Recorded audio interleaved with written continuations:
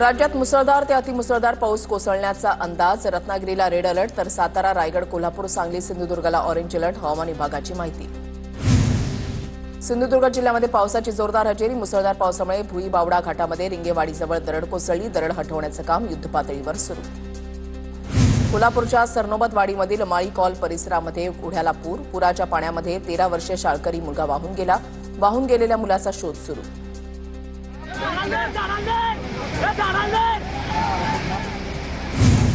मुंबईसह परिसरामध्ये सर्वदूर पावसाची हजेरी. दादर परिसरात पावसाच्या जोरदार सरी. पावसामुळे वातावरणामध्ये गारवा. अंबरनाथ, बदलापूरमध्येही दमदार पाऊस. रायगड जिल्ह्यामध्ये काल रात्री मुसळधार पावसाची हजेरी. नागोठणे शहरामधील मुख्य रस्त्यावर झाड कोसळल्यानं रस्ता बंद. वाशिम जिल्ह्यामध्ये विजांच्या कडकडाटासह पावसाची जोरदार हजेरी. अनसिंगमध्ये वीज पडून महिलेसह 3 जनावरांचा मृत्यू, 1 महिला जखमी. अहिल्यानगर जिल्ह्यामध्ये मुसळधार पावसाचा जोरदार कमबॅक. जिल्ह्यामधील अनेक तालुक्यामध्ये विजांच्या कडकडाटासह पाऊस. कोपरगाव, राहत, संगमनेर, श्रीरामपूरमध्ये जोरदार पाऊस. पुणे शहरामध्ये काल रात्री मुसळधार पावसाची हजेरी. शहरातील मध्यवर्ती भागासह उपनगरांमध्ये पाऊस. अनेक ठिकाणी लाईट गेल्याच्या घटना. पिंपरी चिंचवड परिसरात सखल भागामध्ये पाणी साचले. जळगाव जिल्ह्यामध्ये काल दिवसभर मुसळधार पावसाची हजेरी. पावसामुळे सुमारे 4000 हेक्टरवरील पिकांचं नुकसान. जिल्ह्यातील तब्बल 3488 शेतकरी मुसळधार पावसामुळे बाधित. जळगावच्या धरणगाव तालुक्यामध्ये वादळी वाऱ्यासह मुसळधार पाऊस. मुसळधार पावसामुळे वराड बुद्रुकमध्ये आदिवासी समाजाच्या 10 घरांचं मोठं नुकसान. जळगावमध्ये वादळी वाऱ्यासह मुसळधार पाऊस. पावसामुळे अनेकांचं नुकसान. मंत्री गुलाबराव पाटलांनी नुकसानीची केली पाहणी. अकोल्याच्या मूर्तिजापूरमधील दुर्गवाडा गावामध्ये जोरदार वाऱ्यामुळे अनेक घरांचं नुकसान. जोरदार वाऱ्यामुळे घराची भिंत कोसळली. भिंत कोसळून 3 जण जखमी. जखमींवर मूर्तिजापूरमध्ये उपचार सुरू.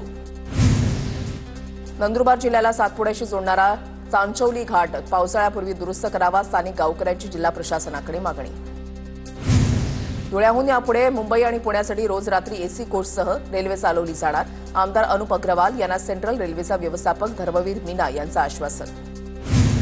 नंदुरबारच्या शहादा तालुक्यामध्ये एमआयडीसी व्हावी. आमदार राजेश पाडवींची मागणी. जिल्ह्यामध्ये मोठ्या प्रमाणात परराज्यातील नागरिक रोजगारासाठी स्थलांतरित होत असल्यानं एमआयडीसी गरजेची असल्याचं राजेश पाडवींचं म्हणणं. जळगावमधील खर्चीनगर तांडा हे गाव निधी फाउंडेशननं घेतलं दत्तक. निधी फाउंडेशन गावामध्ये मासिक पाळी कापडमुक्त अभियान राबवणार. गावातील महिलांना वर्षभर मोफत सॅनिटरी नॅपकिन वितरित करणार. नंदुरबार जिल्ह्यामध्ये घरकुलांच्या बांधकामासाठी मजूर मिळत नसल्यानं 4000 घरकुलांचं काम रखडलं.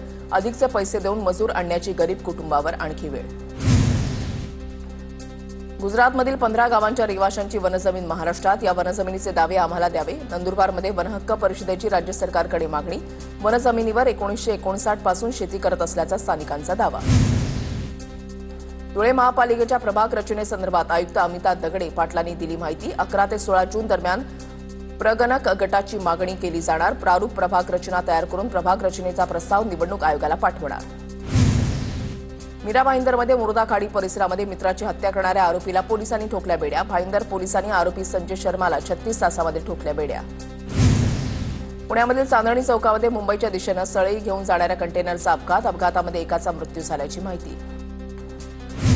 मुख्यमंत्री फडणवीस आणि राज ठाकरेंची ताज लँड एंडमध्ये भेट. पालिका निवडणुकांच्या पार्श्वभूमीवर दोघांमध्ये 1 तास चर्चा झाल्याची माहिती. राजकीय नेते एकमेकांना भेटून चर्चा करत असतात. राजकीय नेत्यांची भेट ही राज्याची परंपरा. यातून वेगळा अर्थ काढू नये. राज ठाकरे फडणवीसांच्या भेटीवर उपमुख्यमंत्री अजित पवारांची प्रतिक्रिया.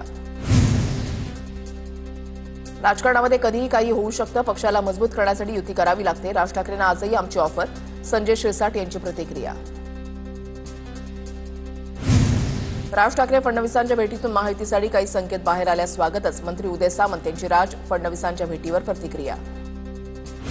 मनसे ठाकरेंच्या सेनेच्या युतीबाबतच्या वातावरणाचा फायदा मनसेनं वाटाघाटीसाठी केला का? राज ठाकरेंचं नाव खराब होऊ शकतं. रोहित पवारांची टीका. मनसे नेते संदीप देशपांडे उदय सामंतांच्या भेटीला. एकीकडे फडणवीस आणि राज ठाकरेंची भेट तर दुसरीकडे मनसे नेते शिंदेंच्या शिवसेनेच्या मंत्र्यांच्या भेटीला. राज ठाकरेंसोबतच्या युतीबाबत आम्ही सकारात्मक. मनसेकडून भेटीचा तपशील बाहेर आल्यानंतर भूमिका स्पष्ट करू. कुठलाही निर्णय येऊ दे, आम्ही अलर्ट मोडवर. अनिल परबांसह किशोरी पेडणेकरांचं विधान. मनसेला आम्ही सकारात्मक प्रतिसाद दिला. त्याला महाराष्ट्र साक्षीदार. राज ठाकरेंनी काय संदेश दिला हे त्यांचं त्यांना माहिती.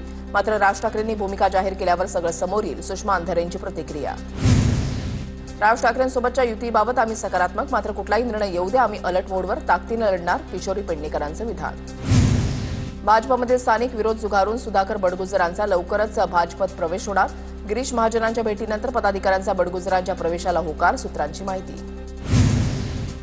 काँग्रेसचे भगीरथ भालके शिंदेंच्या शिवसेनेच्या वाटेवर असल्याची चर्चा. नाराजीच्या चर्चांदरम्यान भालकेंनी कार्यकर्ते आणि माजी नगरसेवकांच्या शिष्टमंडळासह भरत गोगावलेंची भेट घेतली.